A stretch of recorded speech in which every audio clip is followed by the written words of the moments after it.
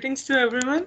This is Group 12 presenting their DBMS Lab project. Basically, the project that we have made is planning a trip. Whenever a tourist wants to visit some exotic places, he has a supportive web application that will help him decide where to go and the cheapest offers available to travel to different places. So we can see that the landing places at the very first shows some offers that are present from the different parts of the world, the best offers that is being presented by the tourist company, followed by there are some other last minute offers that one sees. So this is basically the UI point of view that whenever a tourist wants to visit any tourism site, so he wants to see what are the best offers he can get on the site. So hence we show the best offers on the landing page. Moreover, we also present the popular destinations that are being fetched from the database from the highest visited point of view for the tourists to visit these places. This basically comprises of the landing page.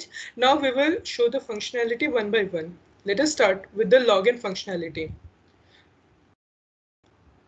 So once we enter into the login page, mostly the users will not be having any account on this site. So our first instance will be creating an account. So we go into the function that we do not have an account, and so we need to sign up, right?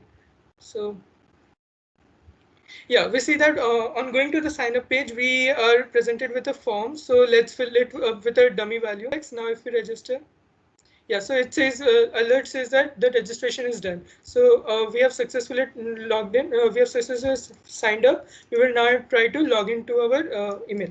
So we will give the email address that we just put in, and we need the password.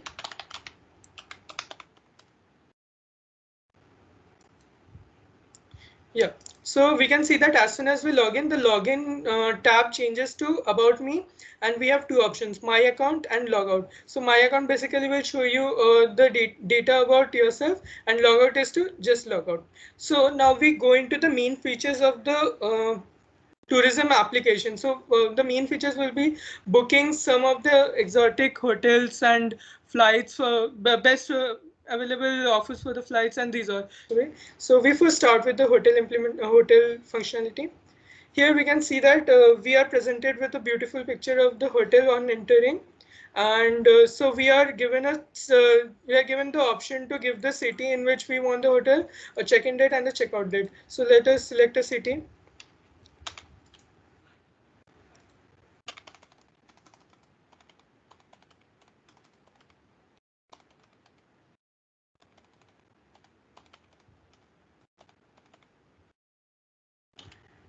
So we see that when we give a check availability, we are presented with two of the hotels that are already present. One is named ABC and one is named Nice. And we are also given the least amount hotel that is already present here.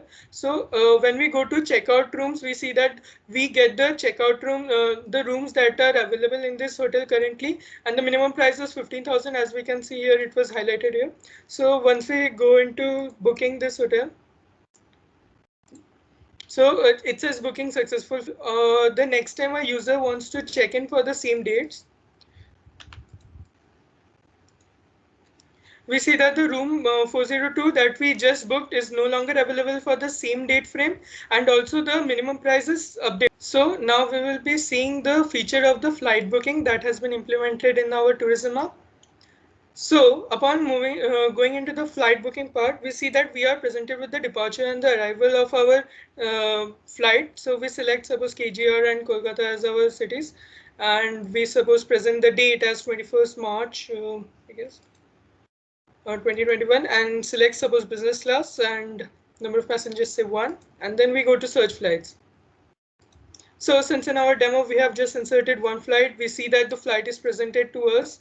Now we see that the fare is 7,000 presented. So once we move on to the booking part, we are presented with the booking form. We see that the date of journey and the airlines has already been set from our selection part. So we just need to put in the number of passengers. So suppose we select 2, we see that the total fare is automatically updated with the fare that was presented to us. So once we move on to the booking part, we are presented with the payment portal. This payment portal can be linked easily with any of the flight booking, hotel booking, and cruise booking parts. So once we suppose select with a net banking scheme, and make the payment, we are presented with the payment section. That now we move on to the next most important feature, that is the blogs part. So the blogs is one of the most important feature in any tourism part, because travelers quite like to write blogs about where they have visited to help others to know good places. So we see that I have already inserted some demo blogs by the user. So since I'm already logged into my account, I have a feature to add a new blog. So let's see that when we go to add new blogs, we will be presented with a form where we can already see that the name of the author has been presented. So if a user who is not logged in tries to submit a form, he will not be able to, because his name is not already present. So suppose we try to add a new blog, we post the blog. Yeah, so we see that the blog was successfully entered, and we can find that at the bottom of all the blogs, this is our new blog, that is the travel around the world, is already inserted. Yeah, and this is the image. So as and when we keep on adding the blogs, new blogs will be appending at the bottom of the all the blogs. Similarly, people can view and read the blogs. Now suppose we want to see the see one of the blogs, we just go and click on the link here. So this takes us to the blogs page. We wait for the, yeah. So now it expands the content, where we can see what all contents have been written inside the blog. And also inside each blog there is a feature for the commenting part. Yeah, we see that here we are presented with the comments. So when we want to insert a new comment, we just write suppose ABCD and add the comment. And now so we see that our comment ABCD was added in this feature, and the name of the user demo1 was also added. So this was about the blogging features that is present in our application of Plan My Trip travel agency. Now we will be talking about the database and the tables that we have created. We are currently using 27 tables for the data that can be found in the init.py in the models folder. So these are basically the tables that we are using: address, user address, and so on. And the schema of each of these tables can be found in the respective files. Suppose addresses, we can file the schema in the address.py, and base similarly blog can be found in the blog comments and blog.py. So these all schemas are being handled centrally by a base.py, where we have encapsulated the function of insertion and query into classes, Python classes. So here we have already made the query and executed it on MySQL Flask MySQL. That is a Flask driver for handling MySQL clients queries. Now we can show some of the features like in blogs, how we are handling. So blog.py is basically handling all the requests that are coming to the blog. So we have built a front end for all the API calls, and the testing part, it can be found in the localhost 5000/API point, where you can find all the endpoints like authentication, blog, hotel, airport, and flight, and so on.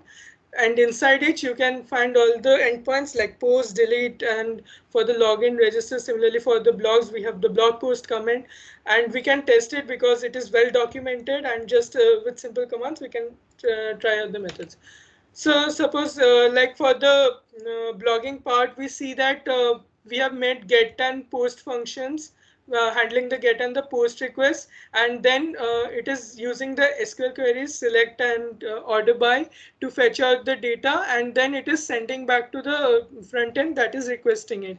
So in the front end we can see we have made components for the blog. So like in blog.js part, yeah.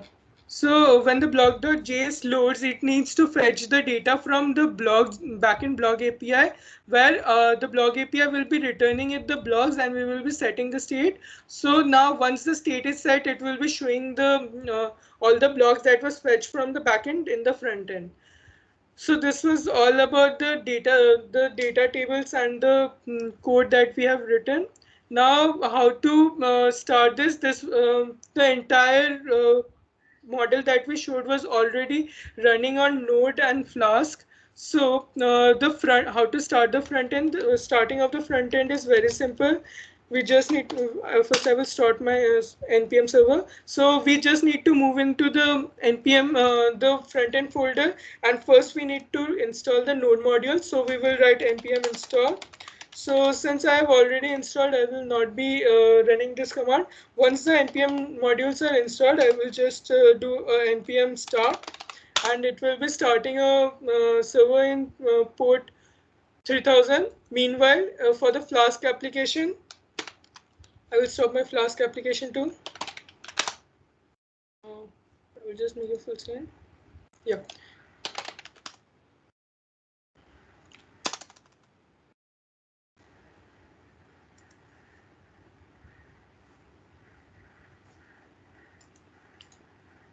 Yeah, for the Flask application, we move into the backend folder. And first we create an environment. Since my environment is already created, I will just activate the environment.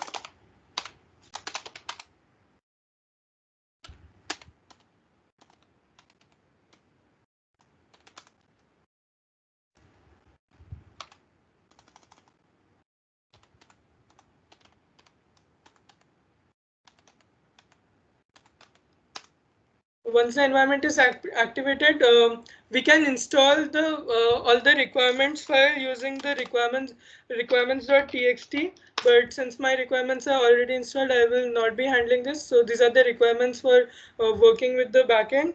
I will yeah. So once we have installed all the requirements, our first thing will be to make the databases. Since my databases were already created, I will first remove it by using a Flask db dropper.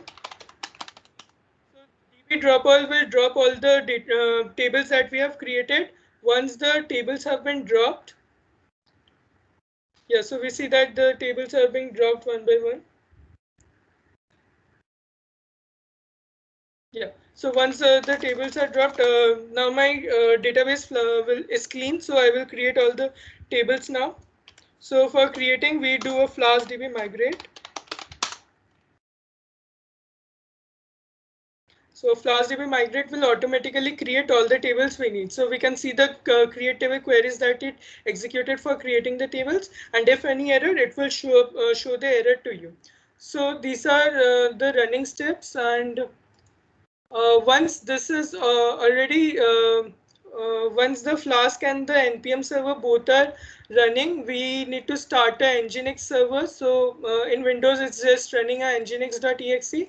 So once we are done with that, we just go to the localhost site and run the application. This was all about the application. So yeah, this is the localhost 3000 app. Once the server starts, it will open it in the browser. Yeah, so we can see the starting and development. So this was all about the application that was built and the databases. Thank you. Hope you enjoyed it.